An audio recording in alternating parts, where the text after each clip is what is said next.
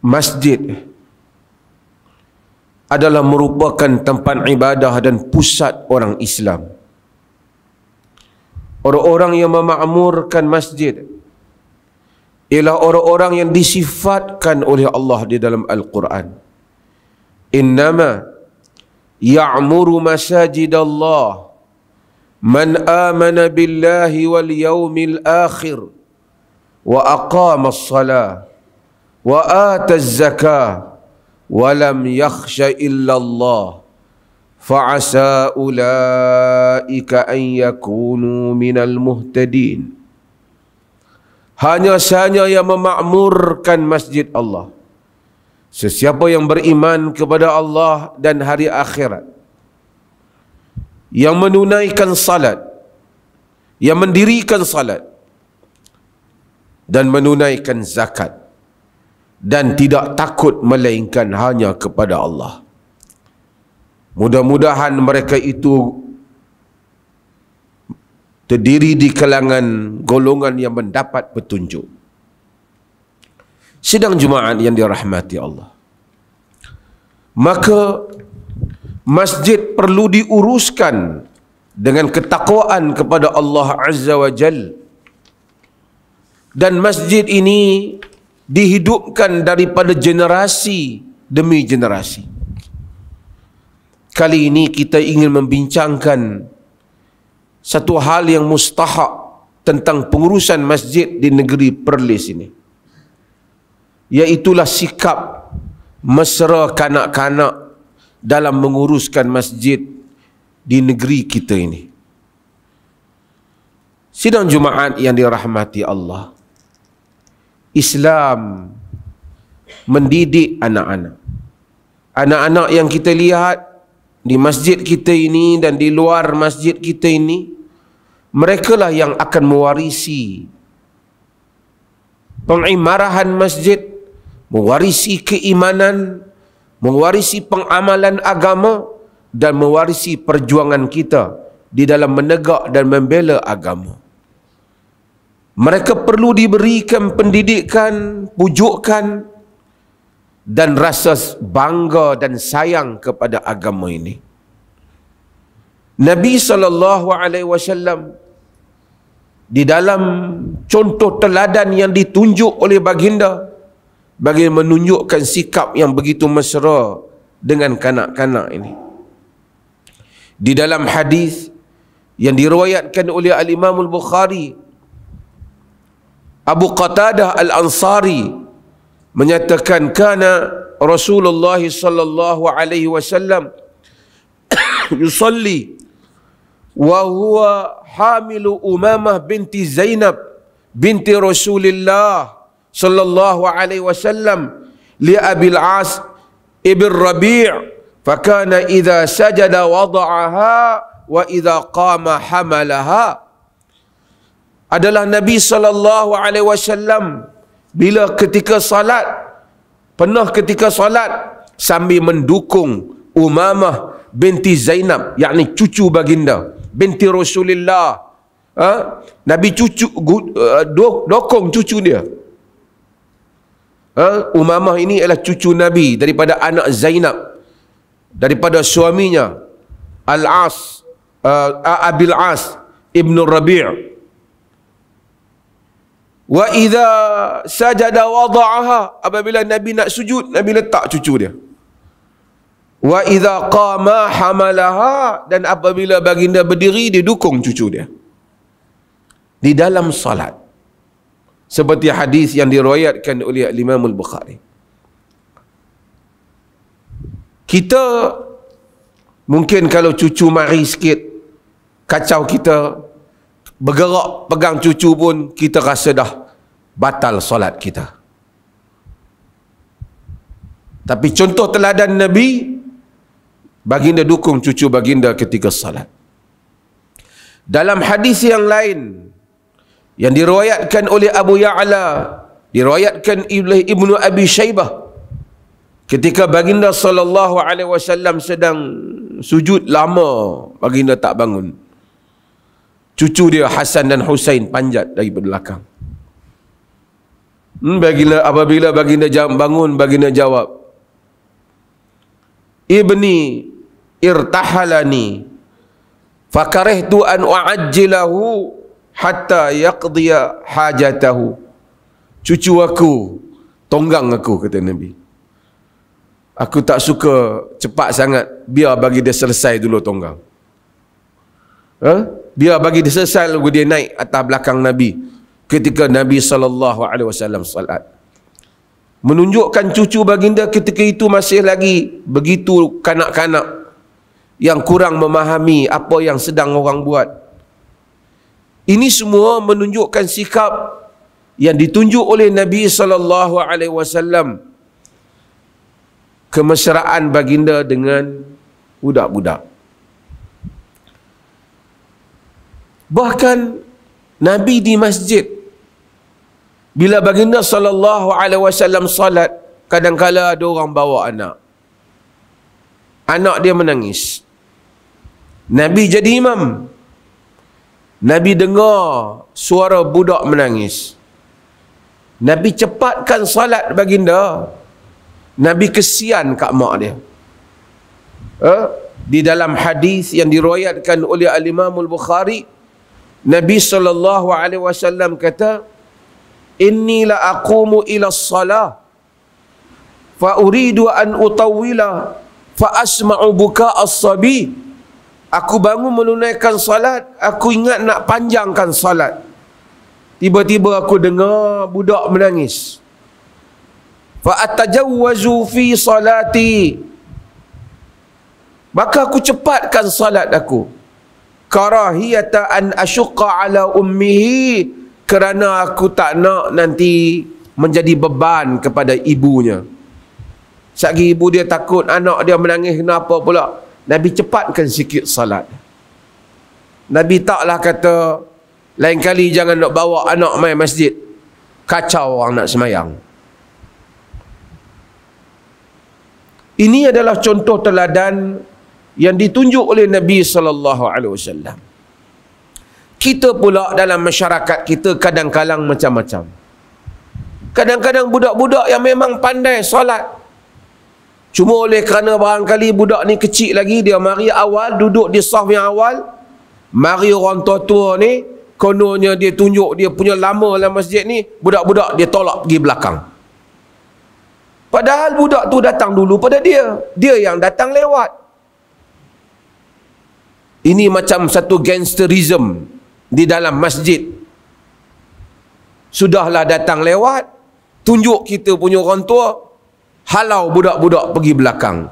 Budak-budak tu datang awal, nak solat awal. Dia yang datang lewat patut duduk di belakang. Dan lebih duka cita lagi, ada masjid pergi buat sah budak-budak satu kat belakang. Jangan campur dengan orang tua-tua. Al-Imam Ibn Hajar Al-Haytami disebut dalam kitab dia Fatawa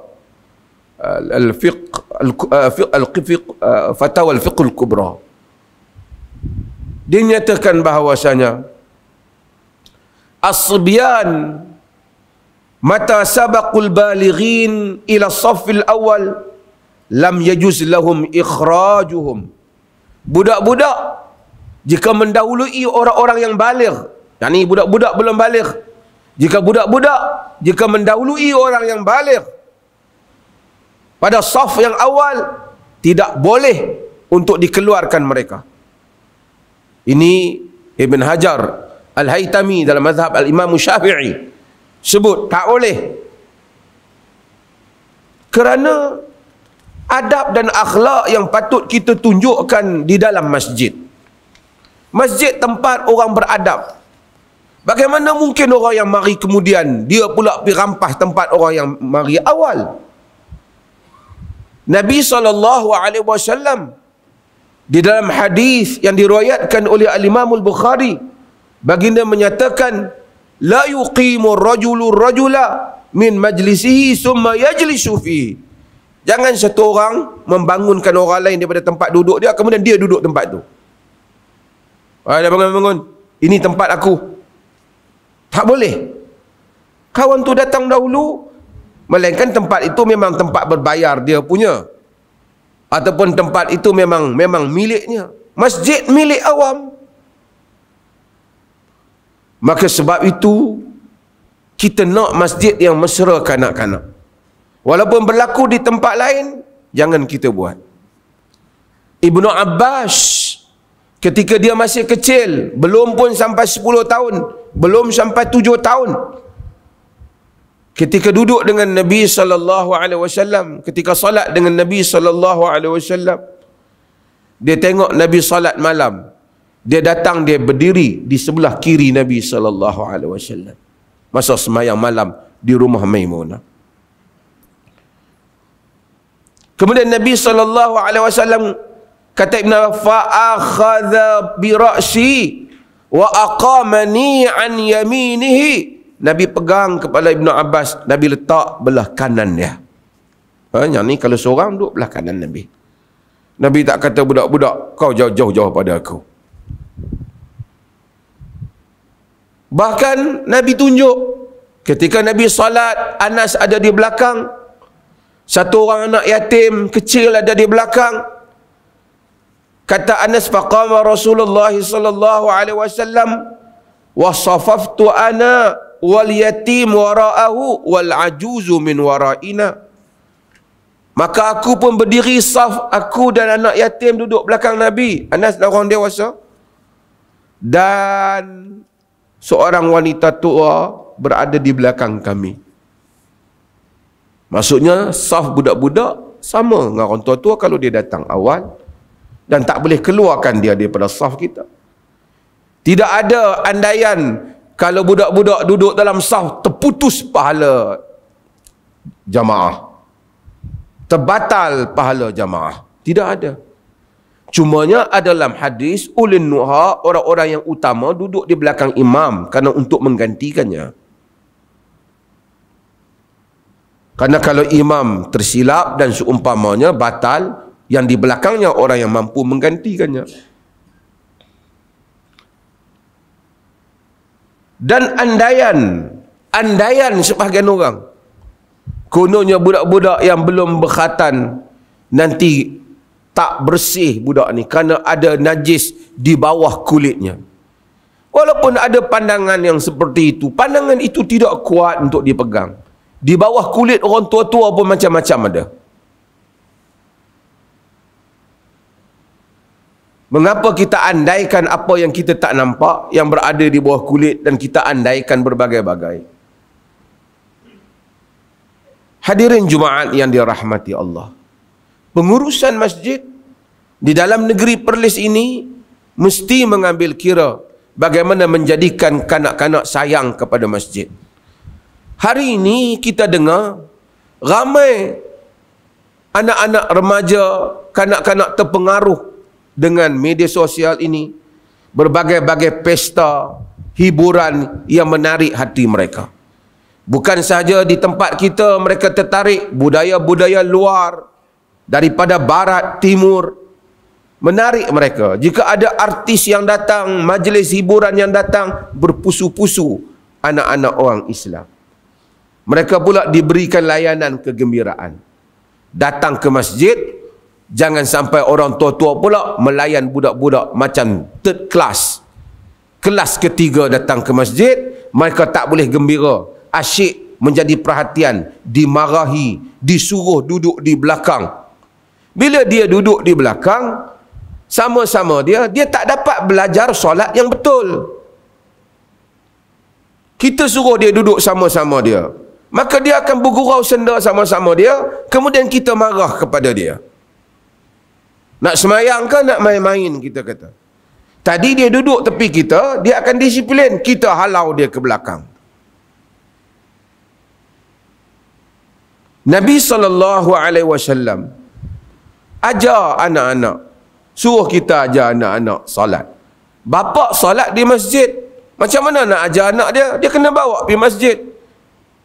Murru auladakum bis salah wa hum abna'u sab'a sinin wadribuhum 'alaiha wa hum abna'u 10. Dalam hadis yang diriwayatkan oleh Abu Daud, Suruh anak kamu solat ketika mereka umur 7 tahun.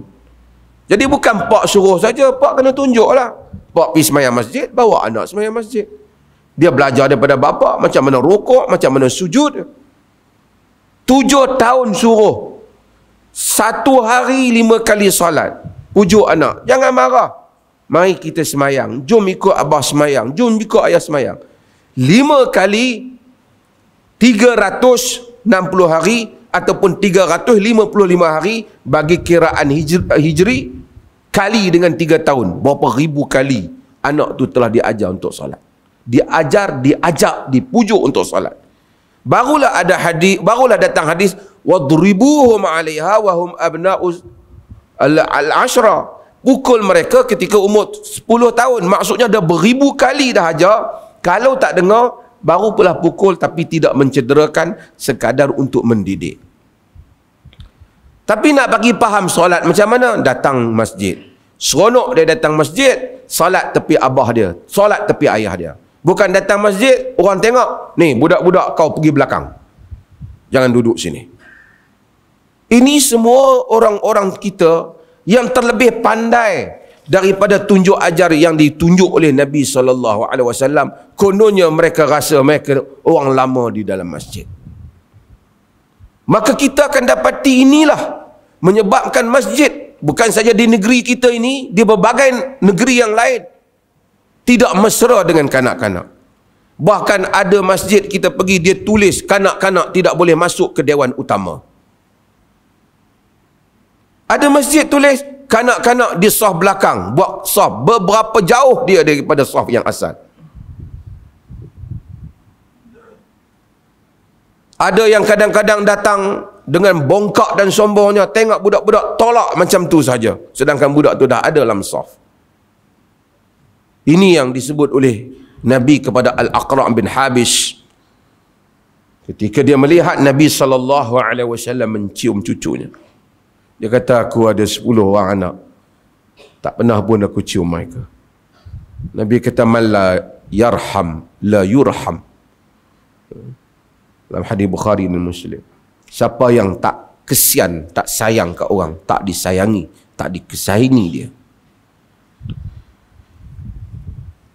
Hadirin Jumaat sekalian, beberapa inisiatif telah diambil di masjid-masjid di negeri Perlis ini.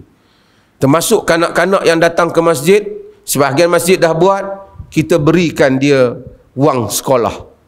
Ada yang beri RM3, RM5, terutama yang datang solat subuh. Bukan senang nak datang jemaah solat subuh. Orang tua-tua pun kadang-kadang tak datang. Sebab nak menggalakkan mereka, supaya mereka sayang pada masjid. Lama-lama dah dewasa, mereka datang dengan keikhlasan mereka. Di dalam hadis Rubai' bintu Muawwidh, diceritakan bahawasanya, dia kata, kunna ba'da dhalika nusawwimu, kunna ba'da dhalika nasumu. Kami kemudian daripada itu kami puasa. Wa nusawwimu sibyanana, kami mempuasakan anak-anak kami as-sighar, yang masih lagi kecil. Macam mana nak puasa budak-budak yang kecil? Wa nadhhabu ilal masjid, kami pergi ke masjid.